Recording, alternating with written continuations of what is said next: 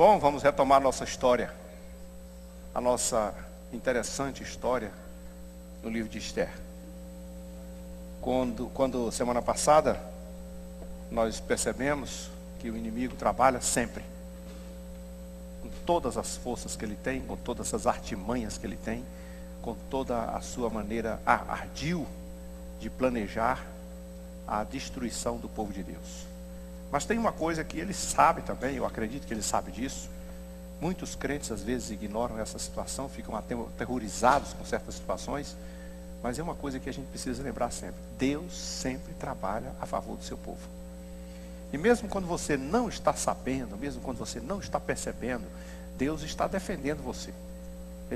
Às vezes eu fico pensando assim, pode ser que tantas outras armadilhas físicas e espirituais tenham sido armadas contra mim, e eu nem fiquei sabendo, porque o Senhor livrou-me de todas elas. O texto da Bíblia Sagrada, de ponta a ponta, diz que o Senhor é aquele que está sempre perto de nós para nos proteger. E semana passada nós vimos o Ramã fazer uma forca de 50 côvados de altura, talvez uns 25 metros de altura. Se for contar aí os 50 centímetros, se mesmo que for 45 centímetros, ainda assim chega perto dos 25 metros de altura. Uma coisa bem extravagante, bem exorbitante, porque ele queria por todas as forças humilhar, e ainda que ele já tinha decretado a morte de todos os judeus, mas ele queria matar o líder dos judeus, o Mordecai, de uma maneira assim bem aterrorizante, para deixar ainda mais angustiado o povo. Mas enquanto ele trabalhava nisso, o Senhor também trabalhou.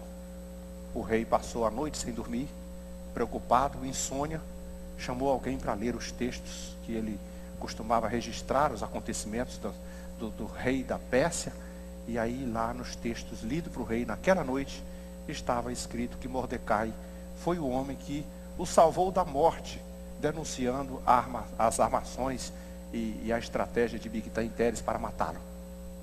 E o rei pergunta: honraram a Mordecai por causa disso? Não fizeram nada. Não disseram nada para ele, não. Meu Deus do céu, como pode? Quem está lá fora, na porta? O Ramã acabou de entrar. O Ramã tinha entrado para dizer assim: agora eu estou com a forca pronta, está tudo certinho. Antes do banquete da rainha, eu vou pedir a ele, me permita enforcar esse judeu ordinário, e aí nós vamos banquetear à vontade. Mas antes que ele dissesse uma palavra, o rei lhe pergunta: Ramã, o que o rei deveria fazer com um homem a quem ele quer honrar de verdade? E a vaidade de Ramã não permitiu que ele raciocinasse. Ele imaginou assim: só pode ser eu? Eu sou o cara mais honrado do rei, sou o primeiro-ministro. Quem nesse reino todinho o rei ia querer honrar além de mim? Não existe. E ele então deu a sugestão: olha, traga a roupa do rei, as vestimentas mais nobres, a roupa de gala, e coloque nessa pessoa. Traga o cavalo do rei, o cavalo ornamentado, aquele cavalo que o rei anda montado nele.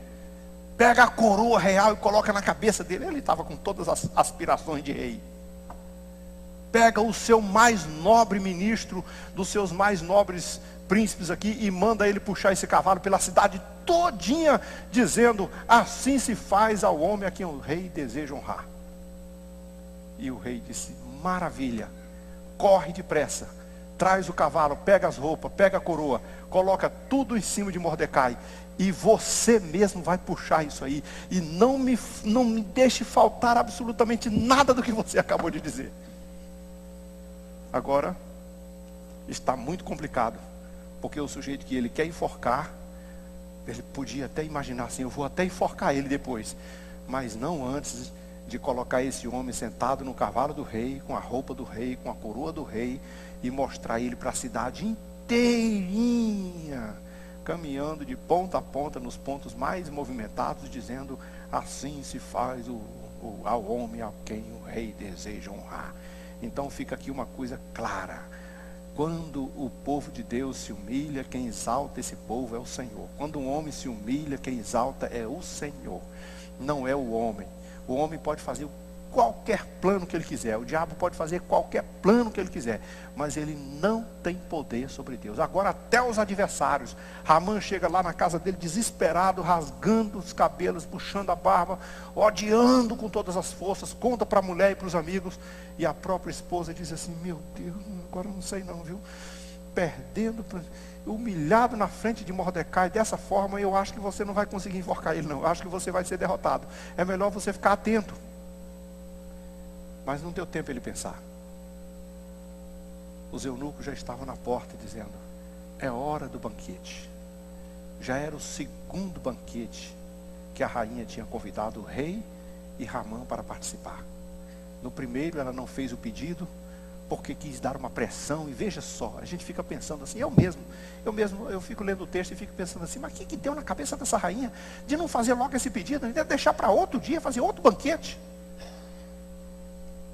Mas se ela tivesse feito o pedido naquele dia, Mordecai não tinha passeado de cavalo pela rua da cidade. E não tinha recebido essa honra que o Senhor planejou para ele. Então escute uma coisa: as coisas que Deus planejou para você, você vai receber. Não tem ninguém que põe a mão no meio, não tem ninguém que atrapalhe, não existe nenhuma porta, nenhuma atitude maligna, não existe nenhuma artimanha de Satanás que impeça você de receber uma promessa de Deus na sua vida, principalmente essas promessas que estão escritas na Escritura Sagrada. Nada impede que os planos de Deus se cumpram na sua vida, que os seus propósitos se cumpram na sua vida. E por isso o Senhor foi devagar. Nós é que somos apressados, irmãos. Nós pensamos assim: meu Deus, Deus está atrasado demais. Por que Ele não veio logo? Por que Jesus não chegou logo na casa de Jairo, antes da menina morrer? Por que Jesus não chegou logo na casa de Lázaro, antes do melhor amigo morrer? Porque uma ressurreição, com certeza, tem um valor muito mais excepcional, muito mais extraordinário do que uma cura. E o Senhor não estava atrasado. O Senhor apenas escolheu um momento certo para que o nome de Deus fosse muito mais vezes glorificado e exaltado. E assim está acontecendo. Mas agora Ramã está lá. Na frente veio o rei, veio Ramã para o banquete da rainha. Já era o segundo banquete. Ele estava muito orgulhoso de ser convidado para 2 banquetes. Mas o rei está ansioso, o rei está tenso. O rei não dormiu de noite, passou a noite acordado, fazendo leituras e pedindo alguém para ler para ele. E já está desesperado para saber o que a tão linda e bela e valiosa rainha está querendo que ele faça. Já está prometendo metade do reino. Peça o que você quiser, não precisa ter medo. Qualquer coisa que você quiser pedir, é só falar que o rei está aqui ao seu dispor para dar até a metade do reino, se for necessário. E ela então começa a fazer o seu pedido. E o pedido dela: se o rei se agradou de mim, então, se o rei realmente, eu achei graça e favor diante do rei, então eu vou pedir para mim, a minha vida. E o meu desejo, pelo meu desejo, eu vou pedir a vida do meu povo. Olha só o suspense. O rei está aí, o rei está tenso. A rainha está pedindo para viver? Porque o senhor não sabe, o meu povo foi vendido para ser aniquilado, todos os homens, todas as mulheres, todas as crianças, no mesmo dia. E Ramã havia pago ao rei, ou prometido ao rei, 10.000 talentos de ouro, ou seja, de prata, uma fortuna absurda, para ter o direito de, no dia 13 de Adar, aniquilar todos os judeus. Eu acho que o rei começou a: como? Mas como pode ser uma coisa? Quem faria uma coisa dessa? Quem é o ousado? Acho que até o Ramã perguntava: quem será esse idiota que vai se atrever a afrontar a rainha e a sua descendência? Não é possível. Já estão quase preparados para uma guerra. Mas aí a rainha diz assim: o inimigo do meu povo é o Ramã. Foi ele que pagou para o cofre do rei. Foi ele que planejou a morte do meu povo. É ele que odeia o meu povo e odeia a mim, e quer destruir a mim e a minha descendência de uma vez por todas, sem que sobre nenhum só da nossa descendência. Agora, pode imaginar que Ramã passou a vida inteira planejando a destruição do judeu, e o judeu era fraco e ele era forte. O judeu estava na periferia, ele estava no comando. O judeu era plebe, ele era cúpula. Você imagina que de vez em quando, se o governo, se as autoridades, se os senadores, os deputados resolverem planejar a destruição do povo de Deus, eles estão lá em cima do poder. Se os ministros, os grandalhões do poder disserem, vamos acabar com esse povo, eles têm muito mais força humanamente falando. Mas ninguém pode subestimar o poder de Deus. Porque quem governa o seu povo é Deus, quem cuida do seu povo é Deus, quem cuida dos seus é Deus. Irmãos, o povo de Deus está na mão de Deus, na mão de Deus. É só Deus que tem poder sobre eles. A única coisa que nós devemos fazer, e eu acho que a gente não deve parar de fazer, é glorificar a Deus, é orar a Deus, é buscar a Deus, é ter comunhão com Deus, porque nós sempre saberemos que qualquer que seja a circunstância, maior é o que está em nós do que o que está no mundo, não é mesmo? Aí vem aquele eco que brada na Escritura Sagrada e que parece que vaza por todas as páginas. Se Deus é por nós, quem será contra nós? Não há possibilidade de alguém sobreviver, subsistir. E aí então ela diz, nós fomos vendidos, nós fomos... se pelo menos alguém tivesse nos vendido para ser escravo, eu ia ser escrava sem problema, e meu povo também, não teria problema nenhum. Mas para ser morto, aniquilado, eu nem estaria aqui perturbando o rei. O inimigo nem merece que eu perturbe o rei, mas é a vida. É a vida de homens e mulheres e crianças. E o rei então está aflito agora. Levantou do banquete, saiu. Eu acredito que pensando assim, o que é que eu vou fazer agora? Porque no fundo ele também está numa situação complicada. Porque a rainha é a coisa que ele mais ama. É tudo que ele tem de mais precioso. E Ramã era o seu braço direito, o homem da mais alta confiança. Ele, por um descuido, ele nem sabia que Ramã era um adversário, um sujeito ambicioso, porque nem todo mundo tem esse discernimento, né? Quando você olha para as atitudes, para o pedido dele, por exemplo, na hora da honra, pensando nele mesmo, o que ele estava pensando? Ele estava pensando sempre no trono, ele queria sempre o poder do rei. Se ele pudesse, ele matava o rei para assumir o comando. Mas o rei não sabia dessa sua versão adversária. Ele achava que era apenas o braço direito, o homem companheiro. Mas saiu agora, o que é que eu faço? O que é que eu vou fazer numa situação dessa? O que aconteceu? E nisso o Ramã ficou lá para implorar a rainha. Minha rainha, eu não sabia que a rainha era judia. Me ajude, poupe a minha vida, me socorre, interceda ao rei por mim, diga que não, que está tudo, eu mudo de ideia. Não tem mais jeito. Olha, decreto de rei não muda. E na lei dos medos e dos persas, selou a assinatura do rei, era o selo do anel. Selou com o anel do rei, o rei não volta atrás. Até porque, eu não sei se vocês se lembram, que eu disse que eles eram tratados, os reis eram tratados como se fossem deuses.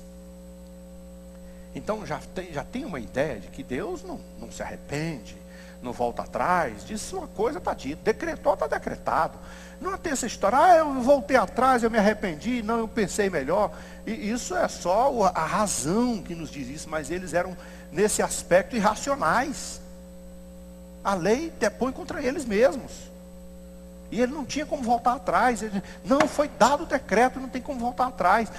Nem que Ramã quisesse dizer, não, eu mudo de ideia, eu não vou mais atacar, não tem mais jeito. Agora foi feita uma lei e ele vai ter que fazer um exército e atacar o povo de Deus. Está lá implorando pela vida. E a rainha lá sentada, talvez o texto usa aqui, usa o divã, né, uma cadeira confortável lá no meio do jardim, e ele está lá sufocando a rainha, pedindo por clemência, e o rei voltou de lá para cá e viu aquela cena, e então ele já estava tão furioso que ele disse, pronto, agora ele quer forçar a rainha. Agora ele quer forçar a rainha na minha casa e na minha frente. E o que é que eu faço com essa criatura? E aí nessa hora, tinha um eunuco ali que estava do lado, o Rabona. O senhor não sabe? Tem uma forca lá perto da casa dele, construída com 50 côvados de altura. E ele fez essa forca para Mordecai. O dito cujo judeu que salvou a tua vida. Ah, é? Então agora arrumei um jeito de vingar-me. Olha só.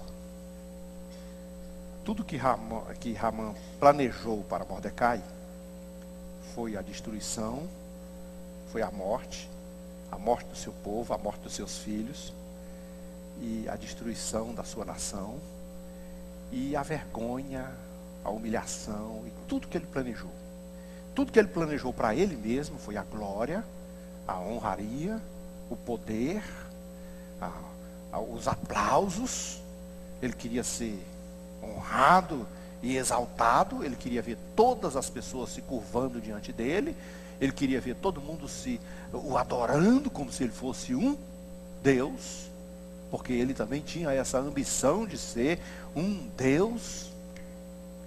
E aí Deus, sem fazer muito alvoroço, sem mexer com muita coisa, apenas do seu modo simples de agir, Deus deixou que ele construísse toda a sua glória e toda a derrota de Mordecai. E depois Deus só fez isso aqui, ó. O que você construiu para você, você come. E o que você construiu o que você construiu para Mordecai fica com você. E o que você construiu para você fica com Mordecai. Muito simples assim.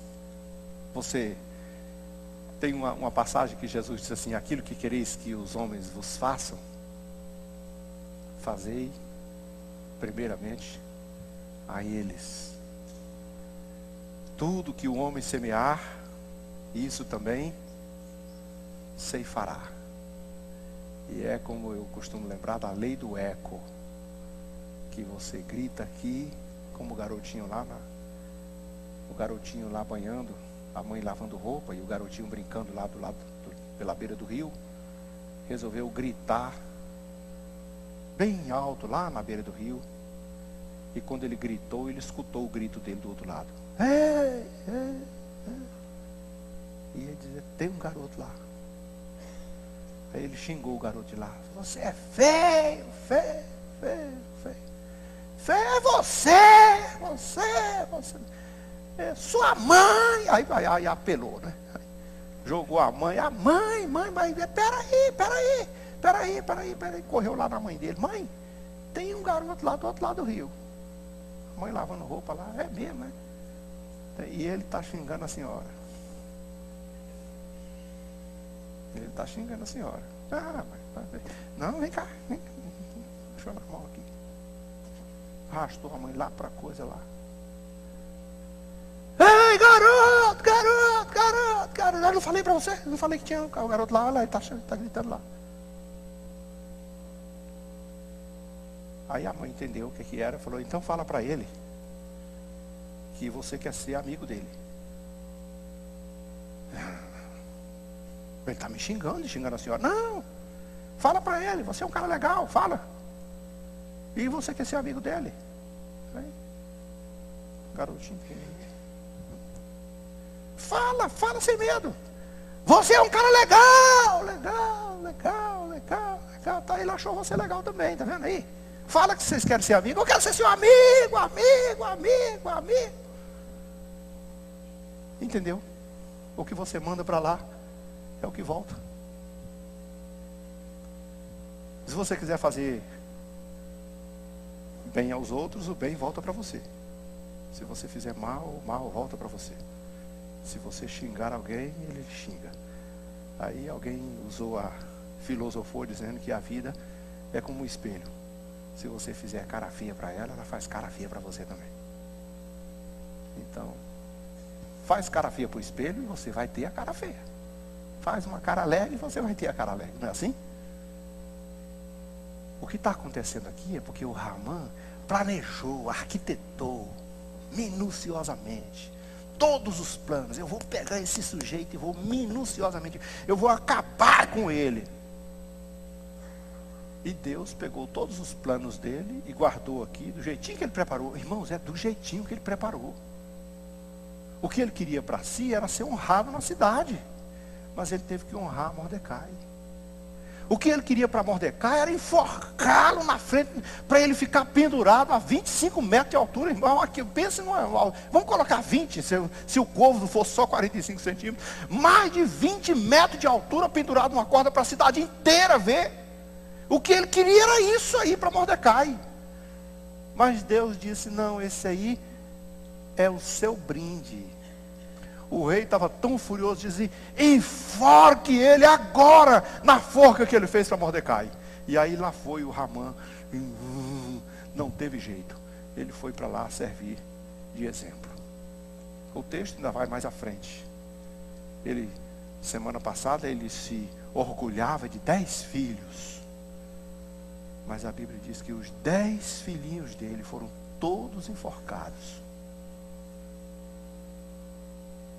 Porque só existe um povo que tem estabilidade na presença de Deus. E esse povo se chama o povo de Deus. Alguém se levantou contra você?